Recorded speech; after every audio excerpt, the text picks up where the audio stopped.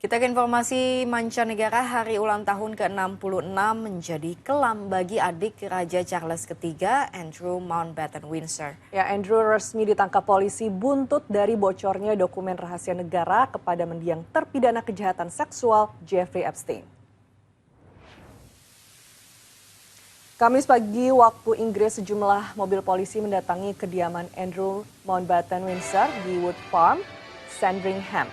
Adik kandung Raja Inggris yang telah kehilangan gelar pangeran ini langsung ditangkap atas dugaan pelanggaran jabatan publik setelah terungkap bukti baru dalam berkas Epstein yang dirilis Departemen Keadilan Amerika Serikat.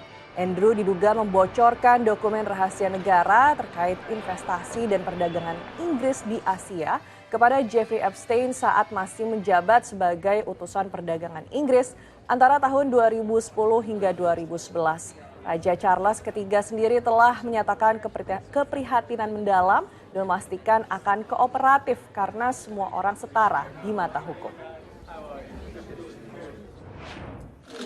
Sementara itu di Korea Selatan, Pengadilan Distrik Pusat Seoul menjatuhkan vonis penjara seumur hidup bagi mantan Presiden Yoon Suk Yeol. Ia terbukti bersalah atas dakwaan pemberontakan terkait deklarasi darurat militer yang gagal pada Desember 2024 lalu. Majelis Hakim menilai keputusan Yoon mengirimkan pasukan militer bersenjata ke Gedung Majelis Nasional dianggap sebagai upaya ilegal untuk melumpuhkan fungsi parlemen dan merusak tatanan konstitusi negara. Sebelum dihukum penjara seumur hidup, Yoon juga sudah divonis 5 tahun penjara karena terbukti menghalangi penangkapan serta memalsukan dokumen negara. Presiden Amerika Serikat Donald Trump membuka pertemuan perdana Board of Peace atau Dewan Perdamaian Gaza di Washington DC. Di hadapan para pemimpin dunia, Presiden Prabowo juga ikut menandatangani piagam dan berkomitmen untuk mengirimkan 8.000 pasukan perdamaian ke Gaza untuk bergabung dalam pasukan stabilisasi internasional atau ISF.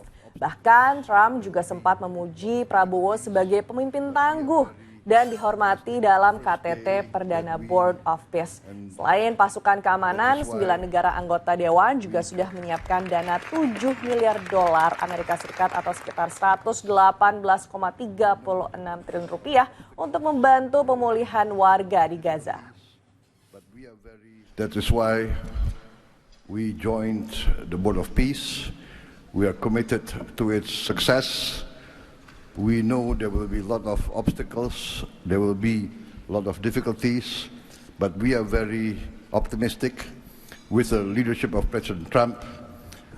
This vision of real peace will be achieved. A man that I really like a lot he's definitely tough. I don't want to fight him.